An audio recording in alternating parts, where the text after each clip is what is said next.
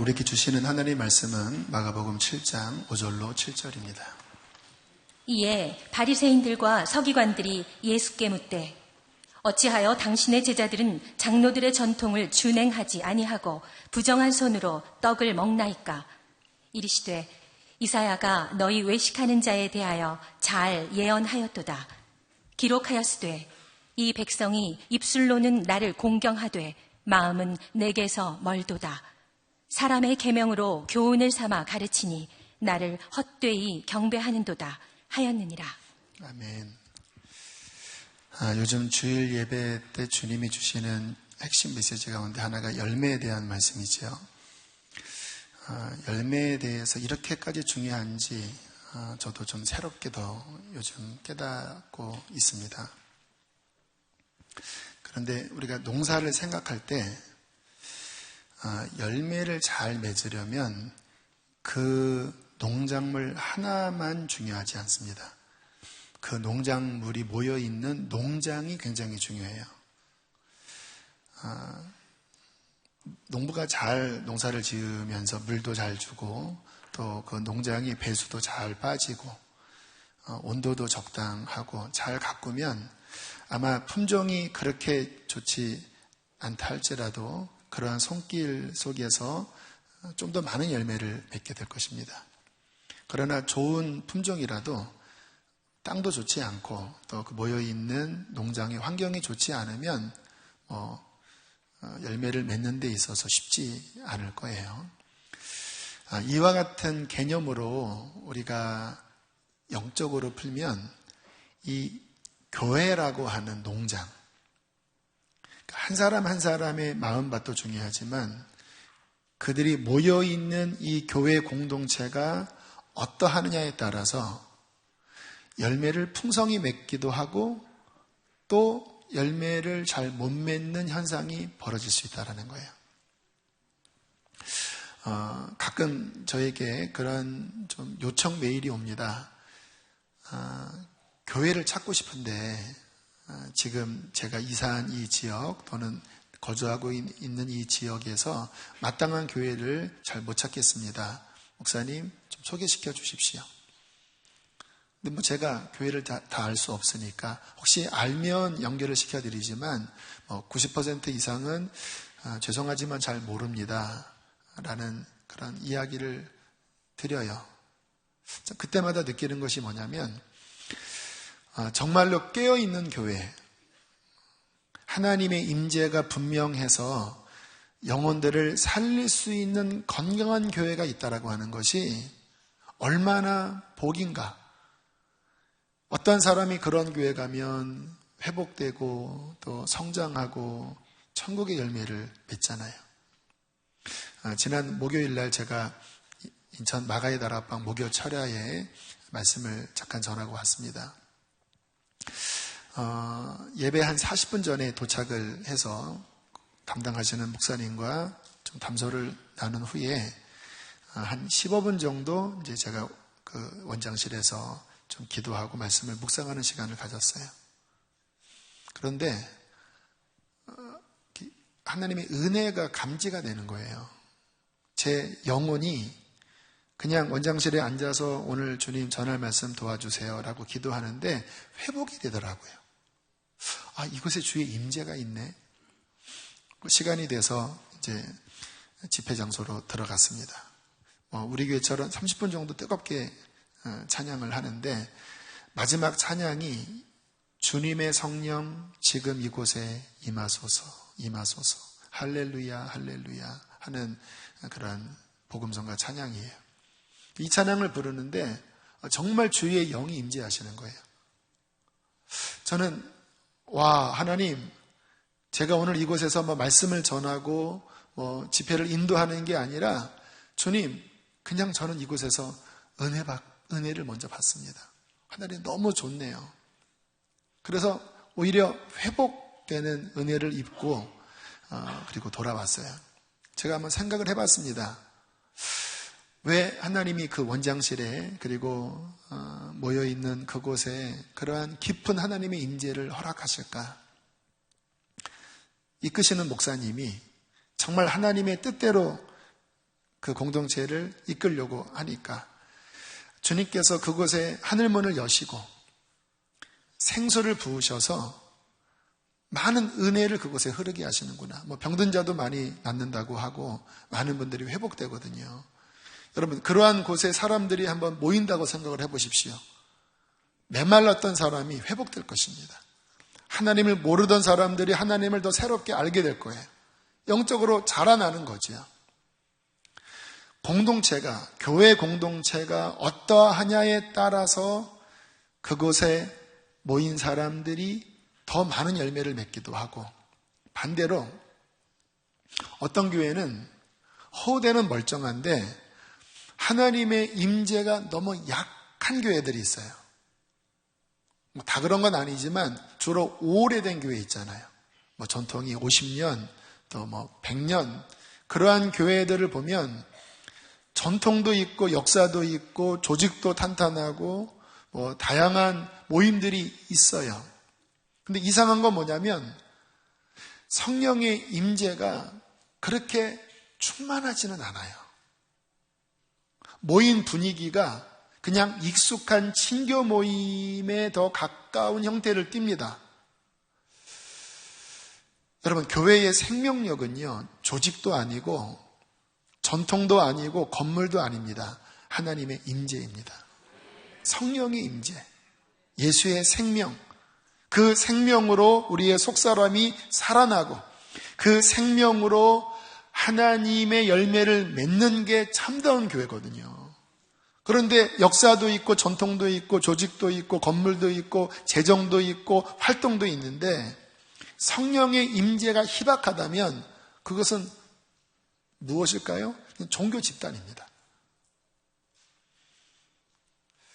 저는 우리 교회를 생각할 때 제일 두려운 게 뭐냐면 그렇게 흘러가는 거예요. 초창기에 정말 하나님 앞에 바로 서기를 원하는 사람들이 참된 구원을 추구하면서 모이도록 메시지를 전했습니다. 거기에 반응을 보인 많은 분들이 함께 하셔서 물론 연약함들이 있기 때문에 넘어지기도 하고 나가기도 하고 그러한 일들도 있었지만 어쨌든 이 강단의 방향, 이 교회의 방향은 정말 하나님이 함께 하시는 그런 교회가 되기를 간절히 원하는 마음으로 말씀도 전하고 또 여기까지 왔어요. 주님께서 은혜를 분명히 주셨습니다. 근데 제가 지금 염려하는 건 뭐냐면요, 이 교회가 안정화가 되면서 오늘도 자리가 없잖아요. 교회가 점점 외적으로 성장해 나가면서 혹시나 과거 옛날의 종교적인 그러한 전통들이 이 교회 안에 흘러 들어와서 이 교회가 하나님의 생명의 흐름으로 가지 못하고 다시 그러한 전통교회, 메마른 전통교회로 가면 어떡하지? 하는 깊은 두려움과 염려가 담임 목사인 저에게 있습니다. 그래서 오늘 이와 같은 말씀을 나누면서 어떤 분들은 이와 같은 말씀이 좀 멀게 느껴지기도 할 거예요. 그냥 난 은혜 받고 싶습니다. 나에게 뭔가 감동되는 말씀을 원합니다. 그러한 분들은 조금 마음에 들지 않을 수도 있어요. 그러나 아까 말씀을 드렸죠. 열매를 맺는 데 있어서 나 하나가 중요하지 않아요. 공동체가 중요합니다. 이 교회가 건강한 농장이 될 때, 건강한 밭이 될 때 하나님의 아름다운 열매들이 맺어지게 될 것입니다. 제가 주의하고 있는 말씀 한 가지를 여러분에게 잠깐 먼저 나눕니다. 고린도전서 3장 10절 말씀 함께 읽겠습니다. 시작.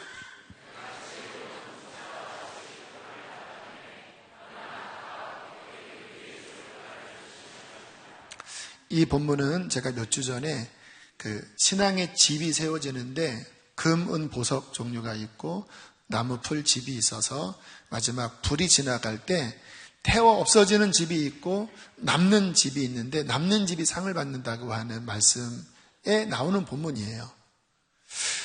바울이 이렇게 말씀을 하는 겁니다. 나는 전도자다. 나는 기초를 닦는 자다.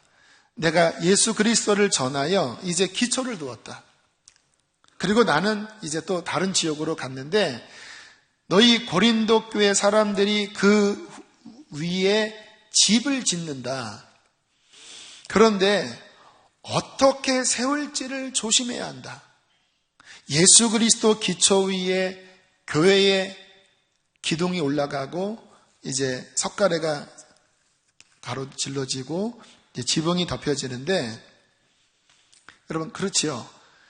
예수 그리스도를 믿는 이 개신교 위에 여러 교단들이 있고 또 교회의 컬러들이 굉장히 7빛깔이에요. 그런데 사도 바울이 뭐라고 주의하냐면, 분명히 그러한 다양성이 있지만 그러나 어떻게 세울지에 대하여 너희는 주의해야 하고 지혜로운 건축가가 되어야 한다. 그러면서 그때 그 비유를 든 거예요.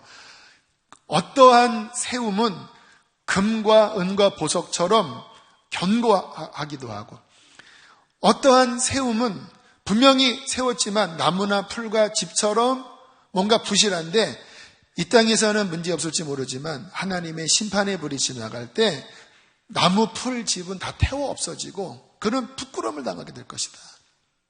그러므로 너희는 이 기초 그리스도 위에 교회를 세워나가는데 어떻게 세울지를 조심해라. 수지선언 목자교회가 7년이 와서 이제 다음 시즌으로 거의 접어들었는데, 담임 목사야, 강대영 목사야, 이곳의 리더십 지도자들아, 이곳에 모인 성도들아, 어떻게 세울지를 주의하고 조심해야 한다. 여러분, 왜 이와 같은 것들이 우리에게 경계가 되냐면요, 많은 교회들이 잘 시작했다가 변질돼요. 이 성경의 흐름을 봐도요, 구약이나 신약이나 똑같더라고요. 어떤 개혁이 있고 또 하나님의 강력한 역사가 있으면 그 한 시대는 굉장히 순수하고 뜨겁습니다. 그런데 거의 대부분 그 시대가 지나면요, 변질돼 버려요. 종교화가 돼 버려요. 이게 무서운 겁니다. 여러분, 제일 무서운 게 이단이 아닙니다. 종교화가 되는 거예요. 종교화는 뭡니까? 생명은 빠지고 껍데기는 유지하고, 그 중심에는 누가 자리를 잡고 있습니까? 예수님이 아닙니다. 하나님이 아닙니다. 진리가 아닙니다. 인간이 자리 잡고 있어요. 근데 겉은 종교를 잘 나이스하게 갖고 있어요. 그래서 나름대로 신앙생활을 하는데 하나님과는 관계가 없는 모습이 되는 것이죠. 오늘 본문에 그와 같은 내용들이 잘 묘사되어 있는데, 예수님께서 이제 개혁을 일으켰잖아요. 하나님의 놀라운 역사가 나타났습니다. 근데 예수님의 어떤 행동 방식이 그 당시의 종교인들의 눈에 비추어 볼 때 뭔가 이단화처럼 보인 거예요. 본인들이 지키고 있는 것들이 예수님과 그 제자들에게는 무시되어 있는 것처럼 보인 거예요. 그 중에 하나가 정결예법입니다. 이제 유대인들은, 그 정통 유대인들은 음식 먹기 전에 손을 몇 번씩 씻어요. 이거는 그냥 청결이 아니라 나름대로 의식이었습니다. 이렇게 해야 우리는 거룩하게 음식을 먹을 수 있다. 근데 제자들이 좀 그것을 무시하는 경향이 있었던 거예요. 그러니까 예수님 앞에 질문합니다. 왜 손을 안 씻습니까?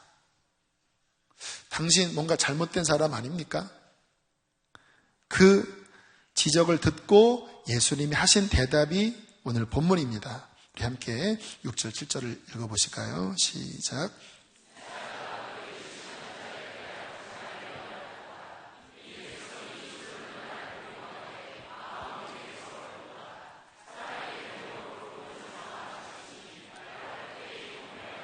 이게 전형적인 종교인의 모습이에요. 말은, 겉은 하나님 섬기는 모든 것들을 갖추고 있어요. 그런데 가장 중요한 핵인 마음은 하나님께 가 있지 않습니다. 그 마음 안에는 다른 것들이 들어와 있어요. 자기가 주인 되어 있고 세속이 흘러 들어와 있어요. 그런데 겉은 종교적인 형식을 다 띠고 있어요. 주님께서 그 모습을 보시면서 입술은 하나님께 가깝지만 마음은 하나님께 멀다. 그리고 너희들이 추구하고 있는, 너희들이 지키고 있는 그 모든 것들의 근본을 보면 하나님께로부터 온 것이 아니라 사람으로 말미암아 생긴 어떠한 교훈의 전통, 이것을 통해서 신앙생활을 하려고 한다. 근데 그것은 헛된 예배다. 하나님께 받아지지가 않는다. 풀이나 나무나 집처럼 하나님 앞에서는 다 없어져 버릴 무가치한 헛된 일들을 하고 있다는 거예요. 여러분, 이러한 모습들이 성경에도 나오고요. 저는 역사신학을 대학원 때 전공했는데 이 역사를 보면 항상 그런 일이 반복됩니다. 초대교회도 그 순수함을 지키다가 로마 국교화가 되면서 종교가 됐어요. 1600년도에 마틴 루터의 종교개혁이 일어났잖아요. 그런데 그 종교개혁 일어나고 불과 한 세기 지나서 또 교회가 또 굳어져 버려요. 우리 한국교회 볼까요? 초기에 그 힘들고 어려웠을 때 강력한 하나님의 부흥이 일어났잖아요. 그래서 예배당도 짓고 또 선교사도 파송하고 전 세계에 가장 큰 10대 교회가 서울에 있다 할 정도로 엄청난 부흥을 구가했거든요. 그런데 불과 100년이 지나면서요, 급속하게 종교화가 되고 있어요.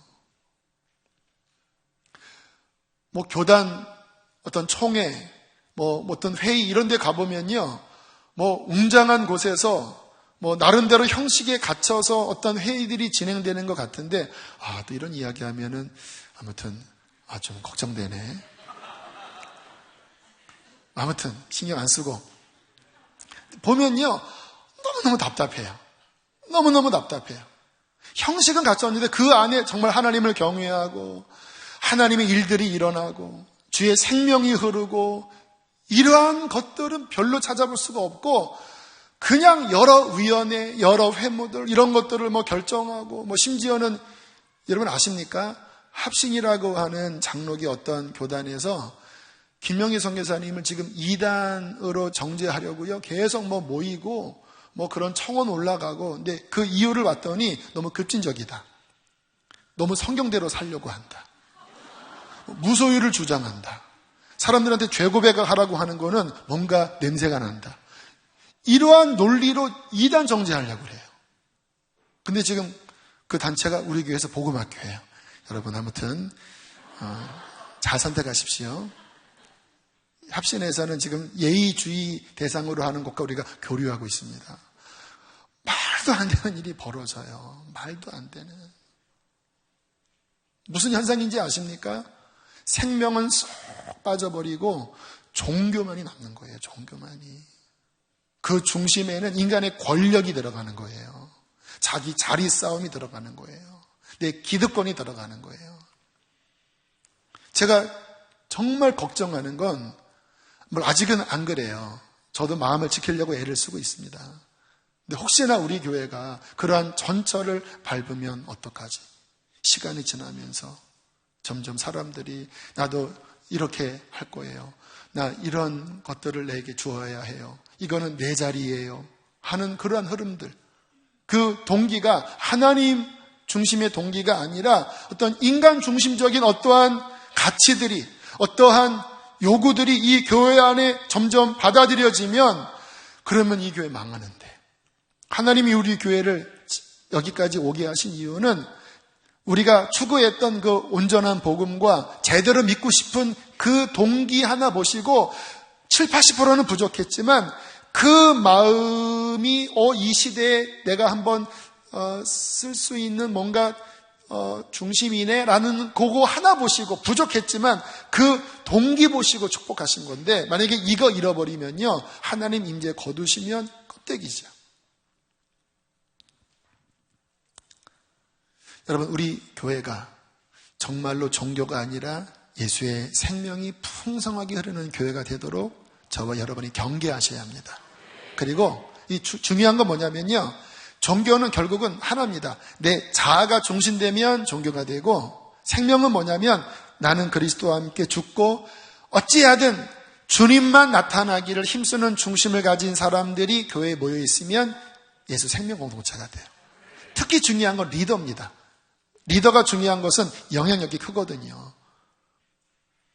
여기 있는 담임 목사가 정말 성령의 인도를 받아서 예수의 생명이 계속 흐르도록 이 교회를 끌어간다면 혹시 종교적인 어떠한 반대에 부딪혀도 제가 주님 붙잡고 나아가면 결국 이 교회는 계속 하나님이 이끌어 가실 것입니다. 근데 만약에 제가 어느 순간에 다른 어떠한 욕심을 내면서 어떤 장이 되고 싶어 하고 그런 종교적인 어떤 권력을 붙잡으려고 하고 인간의 어떠한 철학과 유전들을 제가 말하기 시작한다면 그러면 이 교회는 금방 죽어버릴 거예요. 그래서 제일 중요한 건 뭐냐면요. 교회의 리더십, 담임 목사나 교회의 기획위원들이나 지역장님들이나 목자님들이나 리더십이 정말 나는 죽고 예수 생명으로 사는 자들이 분별되어 서게 해주십시오. 왜요? 그래야 그들이 주님과 연합하여 주님의 기뻐하는 일들을 하도록 결정하고 나아가기 때문에 그래요. 이번에 인도네시아에 7점 몇의 강진이 일어나 수천 명이 건물에 깔려 죽고 또 쓰나미에 수장되는 참 안타깝고 슬픈 일이 있었지요. 근데 그 일이 일어나고 하루 이틀 뒤에 제가 한 기사를 봤는데 이러한 간단한 기사였습니다. 그 지역 공항에 있었던 한 사건인데 비행기가 지진 나기 30초 전에 이륙을 해서 살았다. 근데 기장이 쭉 이륙한 다음에 보니까 이상한 파도가 이렇게 밀려오는 걸 보면서 무슨 일이 있었구나. 그러나 나중에 이게 쓰나미였다는 걸 알고 가슴을 쓸어내렸다. 뭐 이런 류의 기사였습니다. 제가 그거 보고 야 진짜 구사일생이다 그랬거든요. 그런데 이틀 뒤인가 전에 한 권사님이 저에게 그 기사가 다시 나온 국일보 기사를 보내주셨어요. 이런 내용이 적혀 있었습니다. 그 기장이 크리스찬이었다라는 거예요. 이름이 리코스타 마펠라라고 하는 그 인도네시아 기장인데 SNS, 인스타그램에 이러한 글을 기록했다고 합니다. 그 공항에 도착할 때 마음이 그렇게 불안했대요. 여기 빨리 떠나야 된다. 물론 그날 아침부터 그런 마음이 있었지만 공항에 도착할 때 마음이 너무나 불편했다고 합니다. 그래서 보통 그 공항에 도착하면 뭐 잠깐 그 인터벌 시간에 뭐 나가기도 하고 그러는데 그 기장은 나가질 않았대요. 그리고 계속 관제탑에게 좀 빨리 출발할 수 있냐 이렇게 요청을 했답니다. 그래서 원래 55분 5시 55분 출발인데 3분 앞서서 가도록 허락을 해줘서 52분에 이제 비행기가 출발하기 시작했는데 보통 이렇게 쭉 돈 다음에 뜨잖아요. 근데 급하게 밟았대요. 쭉 도는 것도 천천히 안 가고 급하게 밟고 그리고 활주로에 올라와서 쭉 밟을 때 흔들렸다고 합니다. 그래서 이 노면이 안 좋았나 했는데 나중에 보니까 지진이 시작된 거예요. 30초만 늦게 떴어도 비행기가 못 뜨는 상황이었다 그래요. 성령께서 그 공항 도착할 때부터 나중에 이제 간증을 한 영상도 나오는데 도착할 때부터 깊은 마음 안에 빨리 출발해라, 빨리 출발해라, 자리를 뜨지 말아라고 하는 그 성령의 감동을 받는 깨어있는 이 기장을 통하여 본인만 산 게 아니라 140명 승객 다 살린 거예요. 물론 뭐 이러한 것들을 일반화해서 사고 나면 그 사람은 깨어있지 않은 사람이 이렇게 또 하면 안 돼요. 이단됩니다. 그러면 하나님이 또 가리는 때도 있고 그러니까. 그러나 제가 여기서 하고 싶은 이야기는 뭐냐면 어떤 공동체 안에 그 리더가 하나님과 어떠한 관계에 있느냐에 따라서 생사가 가린다라는 거예요. 이 교회의 리더가 각 리더십들이 뭐 우리가 100%가 아니겠지만 하나님과 동행하는 사람이라면 그 흐름을 통하여 성령의 흐름이 계속 흐를 것입니다. 그러면 그게 생명이 흐르는 거예요. 그런데 문제는 뭔지 아세요? 이 종교화가 되면 나타나는 이 특징이 뭐냐면요. 그렇게 리더십이 안 세워져요. 어떻게 세워지냐? 여러분 다 경험해 본 바예요. 교회 오래 다니면. 교회에 어떤 많은 기득권을 갖고 있으면, 뭐 자신의 부모님이 여기에 뭐 설립자고, 뭐 장로님이고, 이러한 기득권이 있으면, 또는 사회적인 어떤 영향력이 있어요. 그래서 헌금도 좀 많이 하고 뭔가 그 사람 안에 사회적인 어떤 권위가 있어요. 그러면 이상하게 흐름이 그러한 사람들이 교회의 리더십들이 잘 돼요. 근데 물론 그것도 봐야 되겠지만 뭐를 먼저 봐야 합니까? 속사람을 봐야 되잖아요. 그 사람의 속사람이 거듭났나? 성령의 지배를 받는 사람인가? 그는 깨어있는 사람인가? 하나님 말씀에 순종하는 사람인가? 그거를 봐야 그것이 먼저 갖추고 그 다음에 다른 것이 갖추는 게 도움이 되지 않겠습니까? 근데 아직 거듭나지도 않았던지 아니면 너무나 힘들게 신앙생활하는 사람이라든가 기도도 잘 하지 않고 성령의 음성을 잘 듣지도 않고 하나님의 말씀을 별로 읽지 않고 그 내면 안에 굉장한 세상의 흐름이 그 사람을 지배하고 있다면 그가 만약에 지도자가 되보십시오. 그가 여기서 한번 설교를 해본다고 생각을 해보세요. 속에서 뭐가 나가겠습니까? 인본주의가 나가는 거예요.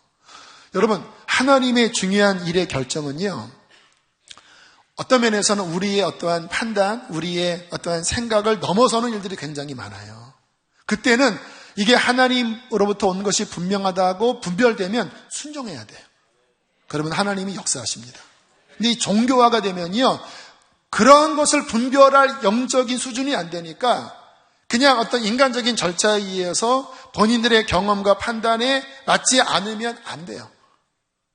그러면서 교회가 급격하게 굳어지는 거예요. 여러분, 전통 오래된 교회는요, 뭐 하나 결정되려면요, 여기 통과하고 하다가 그냥 끝나버려요. 하나님이 움직일 수 있는 유연한 세 부대가 아니라 이미 그 부대가 다 낡아서 하나님이 움직일 어떠한 여력이 없는 거예요. 사도행전 13장 2절 3절을 한번 보시면 이러한 말씀이 나옵니다. 함께 읽겠습니다. 시작.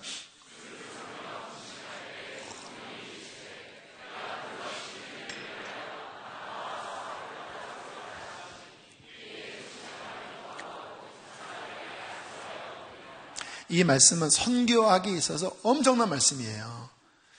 주님께서 승천하시면서 이 성령을 내가 주겠다. 그러면 이 복음이 예루살렘에서 유대와 사마리아 땅끝까지 간다. 근데 요 13장 앞에까지는 복음이 예루살렘, 유다, 사마리아 안에 주로 멈춰 있었습니다.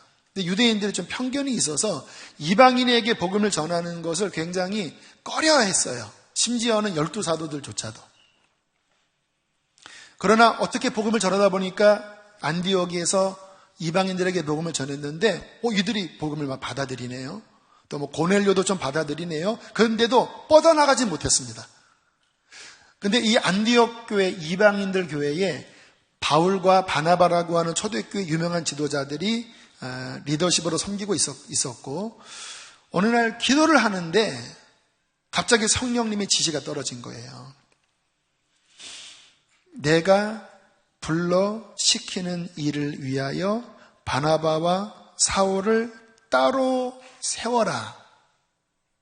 그래서 기도하다가 바나바와 바울을 구별시켰습니다. 어떤 면에서는 담임 목사님, 이 교회 최고 리더십 2명이거든요.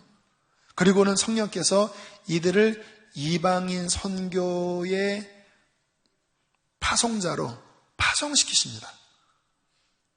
그러면서 복음이 성경에 이제 이 사도행전 14장 보면 바울과 바나바가 이 1차 선교여행, 2차 선교여행, 3차 선교여행을 하면서 복음이 땅끝까지 퍼지는 일이 벌어져요.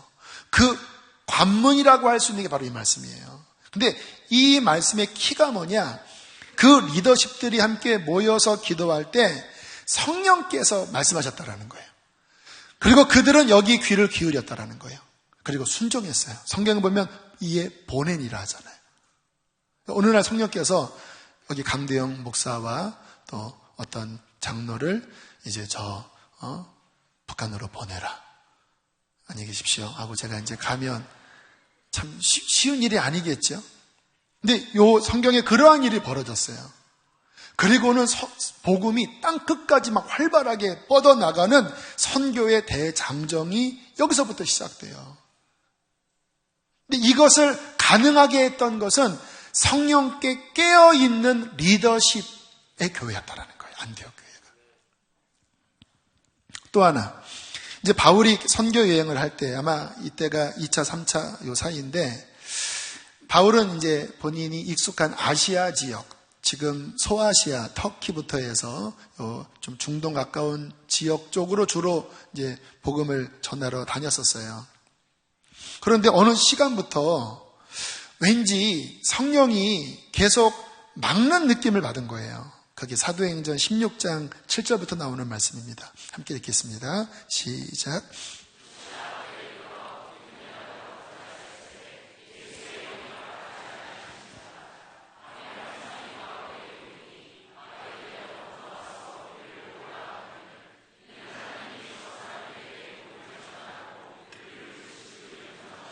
잘 보세요. 비두니아로 가고자 애쓰되 예수의 영이 허락하지 아니하시는지라. 이게 무슨 이야기예요? 본인은 이리로 가려고 자꾸 애를 쓰는데 뭔가 영적으로 하나님이 지지하지 않는 느낌을 받은 거예요. 환경적으로도 그렇고 이게 왜 이러지? 왜 이러지? 그리고 기도하는데 환상이 보였습니다. 마케도니아 반대편입니다. 서편에 있는 마케도니아 사람이 손을 흔들면서 건너와서 우리 좀 도와주세요. 건너와서 우리 좀 도와주세요. 간절하게 손짓하는 이 손짓을 환상 중에 봐요. 그리고 성경은 뭐라고 고백합니까? 하나님이 저 사람들에게 복음을 전하라고 우리를 부르신 줄 인정함이로라. 캐치한 거예요. 아, 이쪽이구나. 그리고 바울은 선교의 방향을 아시아 쪽에서 서쪽 유럽 쪽으로 바꿉니다. 그래서 많은 역사학자들이 이 사건을 가리켜 유럽을 열었던 출발이었다. 왜냐하면 유럽이 기독교가 들어가면서 여러 문명이나 모든 것들이 열리잖아요. 아시아인 입장에서는 좀 안타깝긴 하지만 어쨌든 그렇게 서편으로 복음이 돌아서 한국까지 와서 다시 이제 예루살렘으로 가는 이런 흐름인데, 성령께서 말씀하시는 이 인도함에 귀를 기울이는 하나님의 사람들을 통하여 생명이 강하게 부어져요. 그 속에서 열매가 맺어지는 거예요. 교회는 어떠한 교회가 되어져야 하냐? 물론 여러 조직, 여러 전통 이러한 것들이 건강하게 있어야 합니다. 그러나 그것보다 더 깊은 것은 뭐냐면 리더십들이 깨어 있어야 돼요. 성령의 지배를 받는 리더십이 되어져야 돼요. 그래서 하나님이 어떠한 감동을 주실 때 내 경험에 안 맞으니까, 또 이런 것들은 뭔가 재정적인 부담이 있으니까 내 사회 경험상 이렇게 흘러가면 안 되고요. 기도하고 말씀 보면서 그게 주의 뜻이라면 마음을 모아서 함께 순종하며 나아갈 때 하늘나라의 열매들이 그 교회를 통하여 열방에 맺어지게 되는 것입니다.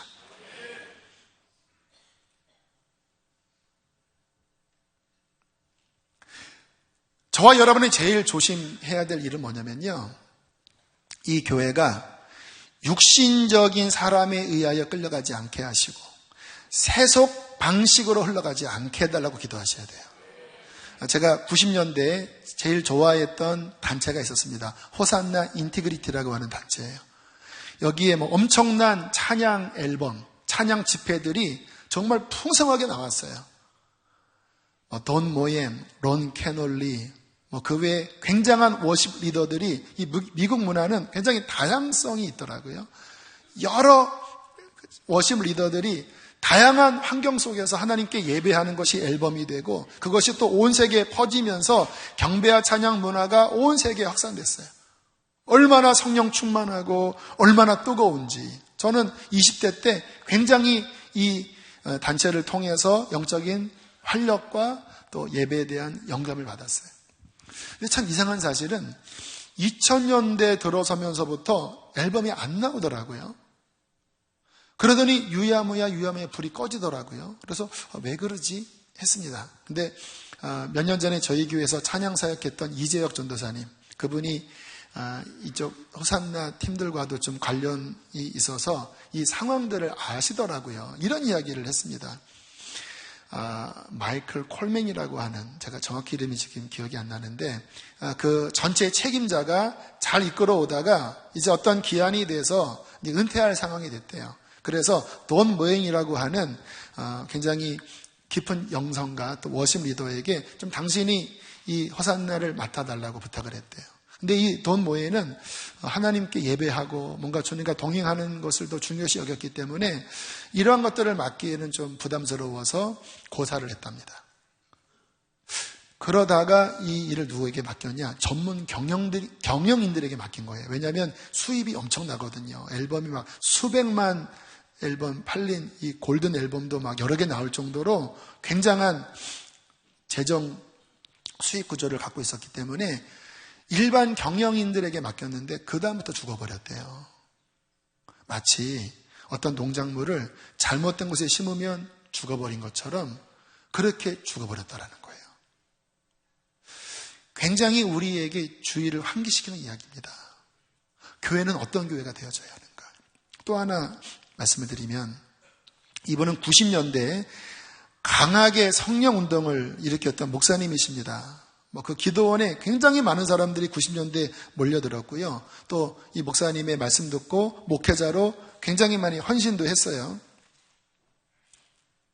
근데 제가 이제 그곳에, 그 교회에 있었던 분들과 어떤 관계가 있어서 교제를 하게 됐는데 이런 이야기를 하더라고요. 근데 어느 순간부터 목사님이 다른 이야기를 하기 시작했대요. 수요 예배 때 갑자기 스티븐 코비의 성공하는 사람들의 7가지 습관, 아마 이 책 보신 분들도 있을 거예요. 그러한 책을 강연하기 시작하더래요. 근데 그 자리에 그 대기업 임원분이 계셨는데 그 당시를 설명하시더라고요. 그 이야기를 들을 때 어떤 마음이 들었냐면, 이러한 내용은 내가 기업에서 듣는 이야기인데 왜 강단에서 저런 이야기를 하시지? 또 어떤 분들은 그 당시를 회고하면서 죽을 것 같이 힘들었다고, 영적으로 목말라서 왔는데 자꾸 목사님이 다른 이야기들을 하기 시작하니까 영적으로 목말라서 죽을 것 같았다고 이야기들을 하세요. 그러다가 결국은 불명예스럽게 그 교회를 나가시게 됐고 모든 사역이 끝나버렸습니다. 근데 그쯤에 어떤 일이 있었냐면, 무명의 한 사람이 목사님을 만나겠다고 찾아왔대요. 비서실로. 결국은 못 만났는데 갈 때 한 쪽지를 목사님에게 전달해 주라고 이렇게 전해주고 갔다고 합니다. 그게 이 말씀입니다. 함께 읽겠습니다. 갈라디아 3장 3절 시작.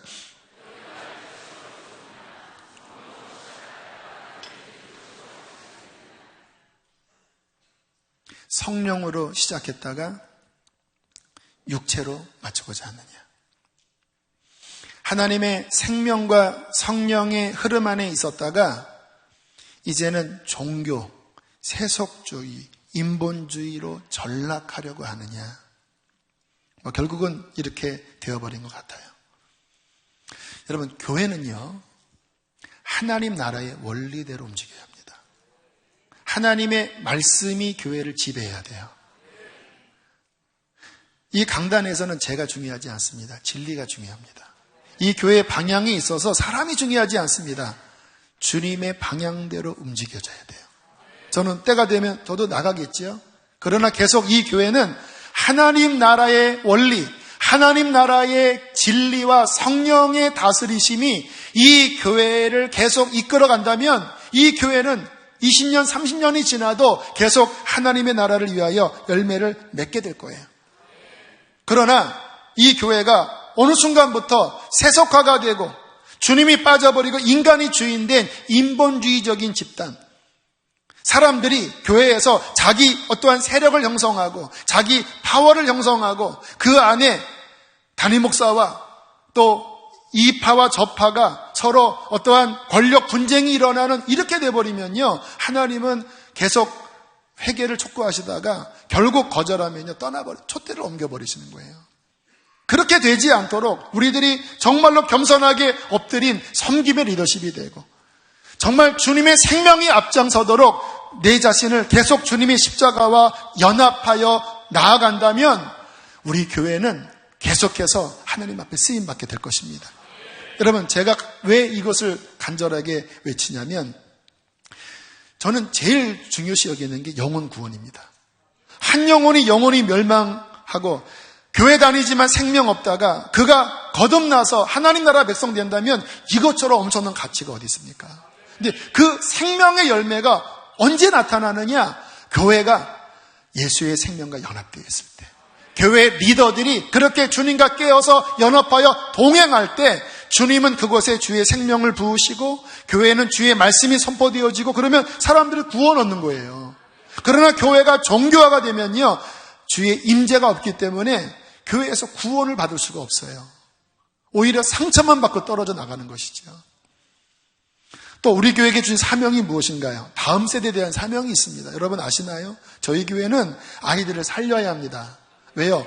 불과 30년 후에 우리들은 이제 60대가 되고 70대가 되고 이제 노년이 되면 이 한국을 또 이 교회를 누가 이끌어갑니까?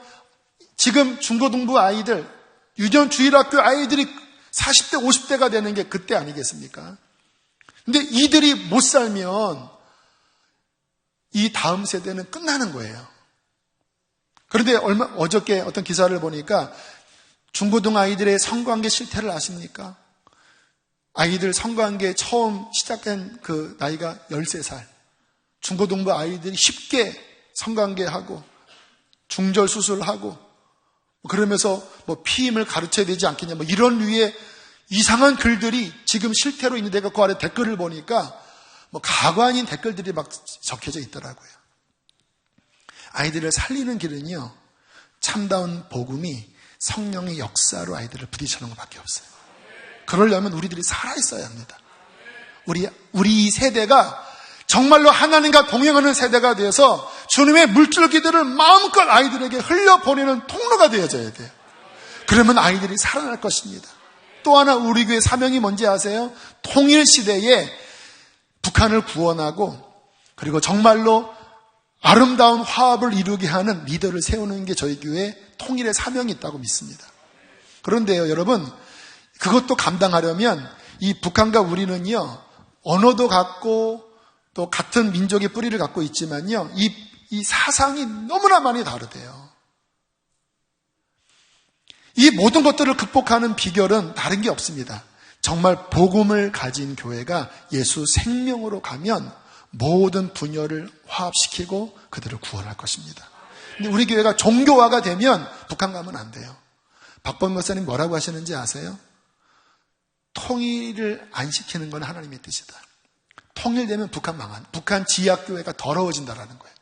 이 한국교회의 교권주의, 이 타락한 종교, 이 썩어 문드러진 게 북한에 있는 그 순결한 주님만 바라보고 순결을 각오하고 믿은 이 교회를 얼마나 더럽히겠느냐. 북한 교회를 위해서 하나님은 통일을 안 시키는 거다. 뭐 이렇게까지 이야기를 하세요. 그러나 하나님은 분명히 그 우상 정권을 무너뜨리시고 북한의 영혼들을 구원하기 위하여 문을 여실 줄 믿습니다. 그때 우리는 종교를 갖고 가면 안 돼요. 기독교를 갖고 가면 안 돼요. 예수 생명을 가지고 가야 합니다. 그것을 감당하도록 우리는 깨어 있어야 하고 교회의 순결성을 지켜야 합니다. 저희 교회 또 마지막 사명은 무엇입니까? 선교 완성이에요. 지난 금요일에 오셨던 우리 김유한 선교사님 그런 얘기 하시더라고요. 이 선교 동향을 보니까 지금까지 한국교회에서 선교사를 열방에 파송한 인원이 3만 명이래요. 지금 현재 열방에 있는. 근데 이제 1세대, 2세대가 지나면서 10년이 지나면 90%가 다 복귀한대요. 그러면 3천 명 남는대요. 그런데 몇 년 어간에 파송한 선교사님 숫자가 너무 적대요. 몇백 명밖에 안 된대요. 그래서 이 상태로 10년이 지나면 선교사 파송이 10분의 1로 준다라는 거예요. 여러분 이게 왜 문제인지 아십니까? 하나님의 흐름을 보면요, 선교에 앞장섰던 민족은요 하나님이 세우십니다. 영국이 해가 지지 않는 나라라는 명칭을 받았을 때는 선교에 앞장섰을 때였어요. 우리나라가 70년, 80년대 경제가 쭉 올라갈 때가 어느 때냐면 선교의 마음을 먹은 하나님의 사람들이 선교에 헌신하면서부터 경제가 올라가요. 근데 영국이 선교 안 하면서부터 지금 EU 가운데 가장 가난한 나라가 됐어요. 한국교회 선교가 주춤하고 멈추면서 경제 모든 면에서 위기가 차지하고 있어요. 목사님 너무 억지로 끼워 맞추는 거 아닙니까?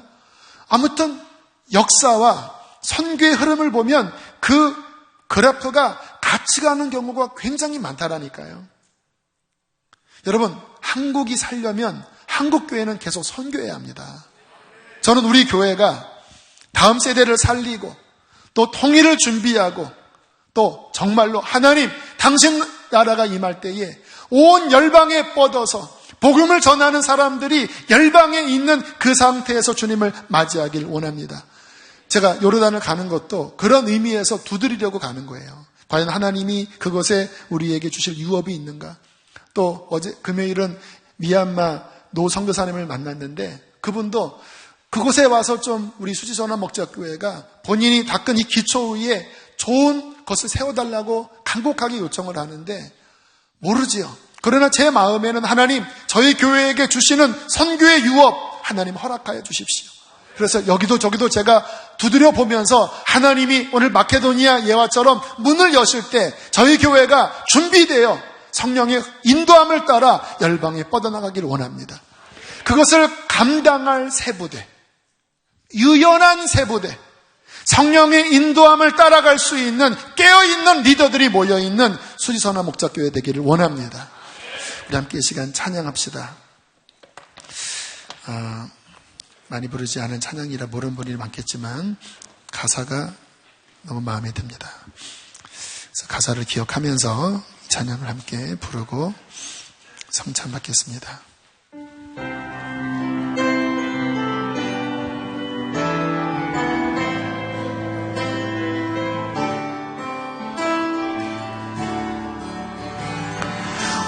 우리는 주의 움직이는 교회, 이곳은 주님을 위한 자리. 내가 기도하는 모든 땅 위에서 하나님 예배받을 그날을 고대하네. 나의 노래로 주님의 성전을 지으니 높임을 받으소서. 이스라엘의 찬송 중 거하신 주님을 거룩하십니다. 두 손 들어 주님의 보좌를 만들고 만나에 경배하리. 구름 날개 사이에 임하신 것처럼 내에 임하소서.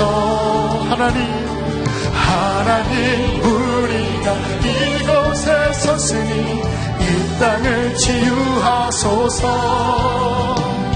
하나님 우리가 어디에 있든지 주를 높이리라.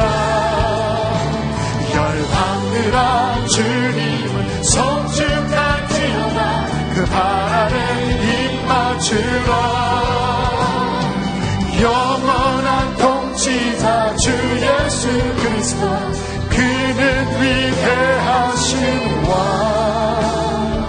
우리 기도하실 때 하나님, 우리 수지선한 목자교회가 그러한 교회 되어지게 하여 주시옵소서. 그런 교회를 힘써 겸손히 섬기게 하여 주시옵소서. 우리 주여 한번 부르시고 기도하시겠습니다. 주여.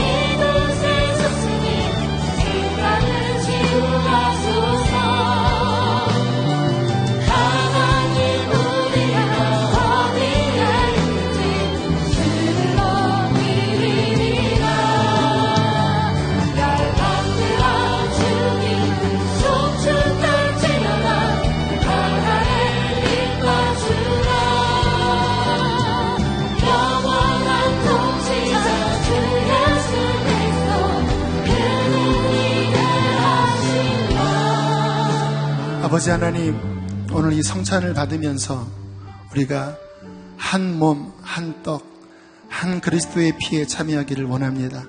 주님, 우리 교회가 나는 죽고 예수 그리스도의 생명으로 살아 하나님 다음 세대 살리고 북한에 하나님의 귀한 생명을 전하고 열방을 구원하는 예수 그리스도의 교회 되게 해 주시옵소서. 주님이 잡히시는 날 밤 떡을 떼며 이르시되 이는 너희를 위하여 주는 나의 몸이니 받아 마시라 하셨습니다. 또한 바울은 떡이 하나이듯 너희가 한 몸에 참여하게 되었다고 말씀했습니다.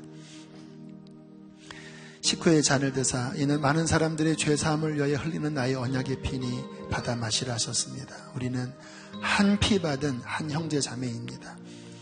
우리 먼저 떡을 분급을 하겠습니다. 이 떡을 받을 때 먼저 간절히 기도하고 함께 드셨으면 좋겠습니다. 이렇게 기도합시다. 하나님, 예수 생명으로 살게 해주십시오. 주님, 나의 삶에, 나의 가정에, 내가 섬기는 나의 사랑하는 교회에 오직 예수의 생명만 흘려보내는 통로가 되게 해주십시오. 그리하여 하나님, 다음 세대를 살리게 하시고 북한을 구원하게 하여 주시고 열방을 살리게 하여 주십시오. 주님, 우리 교회의 리더십, 담임 목사가, 또 우리 목사님들이, 전도사님들이, 우리 기획위원 장로님들, 권사님들, 목자 지역장님들이 하나님 예수 안에서 예수님 중심으로 서게 하여 주십시오. 진리의 말씀 중심으로 서게 하여 주십시오. 이렇게 간절하게 기도합시다. 할렐루야. 하나님, 그렇습니다. 하늘을 열어주시고 이 교회를 건강하게 세워주십시오. 건강하게 세워주십시오. 우리는 종입니다. 우리는 주님의 종입니다. 아버지, 지혜합니다. 아버지, 많은 영혼들을 구원하게 하여 주십시오. 많은 열매를 맺게 하여 주십시오. 하나님, 생명이 충만하게 흐르는 교회가 되어지게 하여 주십시오. 아버지, 주님 찬양합니다. 주님 아버지를 아버지, 우리 아버지, 우리 아버지, 감사합니다. 주님,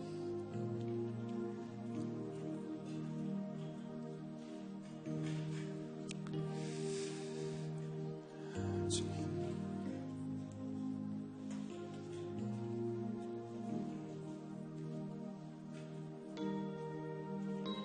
우리 함께 한 마음으로 주의 사를 받겠습니다. 우리 이어서 포도주 잔도 분급을 받습니다. 주님께서는 말씀하셨습니다. 너희가 내 피를 마셔야 내 안에 거할 수 있고 너희 안에 영생이 있다고. 예수님의 피는 하나님의 생명의 피입니다. 우리가 이 피를 믿음으로 마심으로써 우리의 죄가 사함받고 우리는 비로소 하나님의 백성으로 거듭나 구원을 얻게 되는 것입니다. 이 시간 우리가 기도할 때 물론 이 포도즙이 예수의 피는 아니에요. 그러나 믿음으로 주님께서 이 안에 주신 귀한 진리를 붙잡고 믿음으로 주님, 주의 피가 흐르게 하여 주십시오. 내 혈관마다 내 심장에 예수의 피가 아버지 펌프질하게 해주시옵소서. 주님, 내가 가는 곳에 예수의 생명이 나타나고 주님, 많은 사람들이 구원 얻게 하여 주십시오. 이렇게 우리 주의 잔을 붙잡고 기도합시다. 할렐루야. 하나님, 주의 피가 흐르기 원합니다. 주의 피가 흐르기 원합니다. 나의 혈관, 예수님의 거룩한 보혈을 흐르게 해주십시오. 주님, 육신의 냄새가 나는 자가 아니라 예수의 향기가 나는 자들이 되어지게 해주십시오. 아버지여, 하늘문을 열어주소서. 하늘문을 열어주소서. 예수님, 예수님, 예수님, 주님을 의지합니다. 할렐루야. 주님,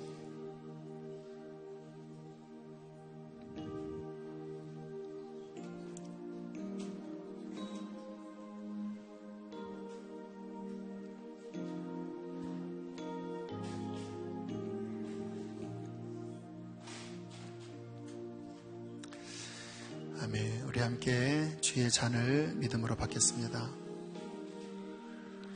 기도하겠습니다. 하나님, 우리가 주님의 살과 피에 참여했습니다.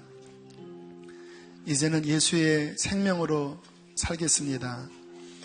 주님, 예수님만 우리 안에 흐르게 하여 주시고 무엇보다 나 혼자의 신앙이 아닌 교회와 연합하여 주의 나라를 거룩하게 이루게 하여 주시옵소서. 귀한 예물을 봉헌합니다. 하나님, 10의 1조 또 감사 예물 또 각종 마음을 담은 헌금을 주께 올려드립니다. 기쁘게 받으시고 우리의 재정의 모든 영역에 하나님의 한량없는 복으로 채워주시어서 주님, 나눠주고 꾸어주는 자들로 축복하여 주시옵소서. 몸이 아픈 자들이 있습니까? 주의 피 묻은 손으로 어루만져 주시고 강건케 하여 주십시오. 우리의 가족, 우리의 자녀들, 우리의 부모님들 하나님 강건하게 하시고 믿음 위에 서게 하여 주십시오. 이제는 우리를 죄에서 건지신 예수 그리스도의 은혜와 하늘아버지의 크신 사랑과 성령의 교통하심이 오늘 교회를 위하여 기도하고 거룩한 예수의 교회로 세우기를 다짐한 모든 이들의 중심 속에 이 교회 리더십 위에 충만히 함께 하시기를 간절히 축원하옵나이다. 아멘.